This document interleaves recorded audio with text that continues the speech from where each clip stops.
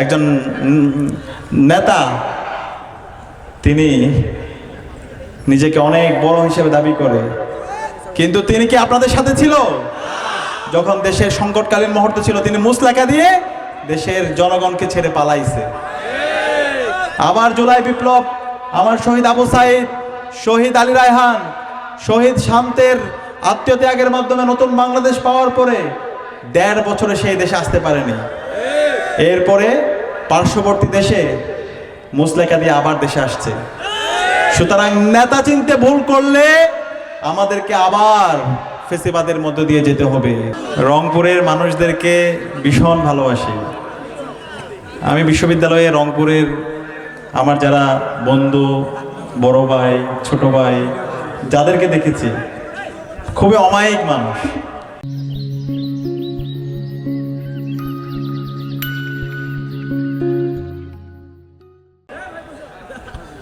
রংপুরের মানুষের যে দরদ, ভালোবাসা এবং তাদের যে সততা, তাদের যে দক্ষতা, এই সব কিছু আল্লাহ তাআলা রংপুরের মানুষদের মধ্যে দিয়েছে। কিন্তু রংপুরের মানুষরা সঠিক নেতৃত্ব না পাওয়ার কারণে গত ৫৫ বছর ধরে সবসময় বঞ্চিত হয়েছে। এই বঞ্চনা কি আমরা আর শিকার হতে চাই? এই বঞ্চনার বিরুদ্ধেই দীর্ঘ ফেসিবাদী বিরোধী আন্দোলনের যখন সবাই ব্যর্থ হচ্ছিল, যখন সবাই হতাশ হয়ে পড়ছিল, সেই হতাশার বিরুদ্ধে, সেই ফেসিবাদের বিরুদ্ধে এই রংপুর থেকে এই গণজোয়ার শুরু হয়েছে। এবং এই পীরগঞ্জের সন্তান শহীদ আবু সাইদ, শহীদদের ইমাম, আমাদের জুলাই বিপ্লবের অগ্রনায়ক শহীদ আবু সাইদ, তার ২ হাতকে প্রসারিত করে সে যেভাবে বলেছিল, বুকের ভিতর অনেক ঝড়, বুক পেতেছি গুলি কর, সে আবু সাইদের শাহাদাতের মাধ্যমে সারা বাংলাদেশ ব্যাপী একটি গণজাগরণ তৈরি হয়ে গিয়েছিল। এবং আবু সাইদের শাহাদাত পরবর্তী সারা বাংলাদেশে যে একটা গণবিপ্লব তৈরি হয়েছে, বিপ্লব পরবর্তী আজকে খুনি হাসিনা এই দেশ থেকে পালাইছে এবং আজকে আমরা আজাদি পেয়েছি, আজকে আমরা নতুন বাংলাদেশ পেয়েছি, আলহামদুলিল্লাহ। তো আজকের এই যে আজাদি, সেই আজাদির পিছনে আপনাদের অনেক অবদান আছে, আপনাদের সন্তান আবু সাইদের অনেক অবদান। আজকে সারা বাংলাদেশ, সারা বিশ্ব আপনাদের কথা স্মরণ করে, আপনাদের কথা বলে। আবু সাইদকে নিয়ে গবেষণা হয়। আবু সাইদের সাহসিকতা, তার দেশপ্রেম, অন্যায়ের বিরুদ্ধে তার প্রতিবাদ প্রতিরোধ, সেটা আজকে সবাই শ্রদ্ধার সাথে স্মরণ রাখে। তো আমাদের আবু সাইদের মতো মানুষ দরকার। আবু সাইদ যে চেতনা লালন করত, যে আকাঙ্ক্ষা লালন করত, যে সততা লালন করত, সে আবু সাইদের মতো নেতৃত্বকে যদি আমরা বাছাই করে নিতে পারি, তাহলে এই সমাজের মধ্যে কোনো বঞ্চনা থাকে, জুলুমতন্ত্র থাকে, দুর্নীতি থাকে। তো সুতরাং এই আবু সাইদের উত্তরসূরি হচ্ছে আমাদের ইনসাফের প্রতিনিধি মাওলানা নুরুল আমিন ভাইরা।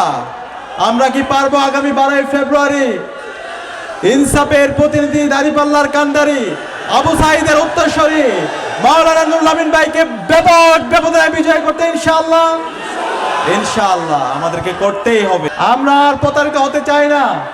৫৫ বছর আমরা অনেক প্রতারিত হয়েছি। এই উত্তরবঙ্গে অবারিত সম্ভাবনা, এই পীরগঞ্জের মধ্যে অনেক সম্ভাবনা। আমাদের আমিরে জামাত, মানবিক নেতা ডাক্তার শফিকুর রহমান ইতিমধ্যে ঘোষণা দিয়েছেন, এই উত্তরবঙ্গকে তিনি বাংলাদেশের কৃষি বিপ্লবের রাজধানী ঘোষণা করেছেন। বাংলাদেশের, আমরা বিশ্বাস করি উত্তরবঙ্গের যে সম্ভাবনা আছে, এই অবারিত সম্ভাবনাকে যদি আমরা কাজে লাগাতে পারি, উত্তরবঙ্গের যেই আয়, সে আয় দিয়ে পুরো বাংলাদেশ রাষ্ট্র পরিচালনা করা সম্ভব ইনশাআল্লাহ। তো সেই বাংলাদেশ পরিচালনা করার জন্য আমাদের সঠিক নেতৃত্বকে বাছাই করতে হবে। আমাদের এই সমাজে আমরা 2 ধরনের নেতৃত্ব দেখতে পাই। এক ধরনের নেতৃত্ব হচ্ছে তারা সবসময় বলে আমরা এটা করব, ওইটা করব, কিন্তু তারা যখন আমরা প্রিভিয়াস হিস্ট্রি দেখি তাদের, তখন দেখতে পাই তাদের কথা এবং কাজের মধ্যে কোনো মিল নাই। আবার এমন নেতাও দেখতে পাই তারা বলে আমরা এটা করব, ওটা করব, কিন্তু ইতিমধ্যে তারা প্রমাণ করেছে তারা এই কাজ করেছে, তাদের কাজের মাধ্যমে তারা তাদের নিজেদেরকে প্রমাণ করেছে। আমরা যদি দেখি আমাদের মানবিক নেতা ডাক্তার শফিকুর রহমান, দীর্ঘ ফেসিবাদ বিরোধী আন্দোলনে তিনি কি আপনাদেরকে ছেড়ে চলে গেছিল? তিনি জনতার কাতারে ছিল, তিনি জেল জুলুমে ছিল। আমাদের নেতৃবৃন্দ তারা এই বাংলাদেশের মানুষকে ছেড়ে যায়নি। খুনি হাসিনা যখন আমাদের নেতৃবৃন্দকে অন্যায়ভাবে বিচারিক হত্যাকাণ্ডের মাধ্যমে ফাঁসি দিচ্ছিল, তখন তারা এই দেশ ছেড়ে যায়নি। তাদের সুযোগ ছিল, কিন্তু তারা এই দেশের জনতার সাথে ছিল। কিন্তু আমরা দেখতে পেয়েছি একজন নেতা, তিনি নিজেকে অনেক বড় হিসেবে দাবি করে, কিন্তু তিনি কি আপনাদের সাথে ছিল? যখন দেশের সংকটকালীন মুহূর্ত ছিল, তিনি মুসলেকা দিয়ে দেশের জনগণকে ছেড়ে পালাইছে। আবার জুলাই বিপ্লব, আমার শহীদ আবু সাইদ, শহীদ আলী রায়হান, শহীদ শান্তের আত্মত্যাগের মাধ্যমে নতুন বাংলাদেশ পাওয়ার পরে ১.৫ বছরে সেই দেশে আসতে পারেনি। এরপরে পার্শ্ববর্তী দেশে মুসলেকা দিয়ে আবার দেশে আসছে। সুতরাং নেতা চিনতে ভুল করলে আমাদেরকে আবার ফেসিবাদের মধ্য দিয়ে যেতে হবে।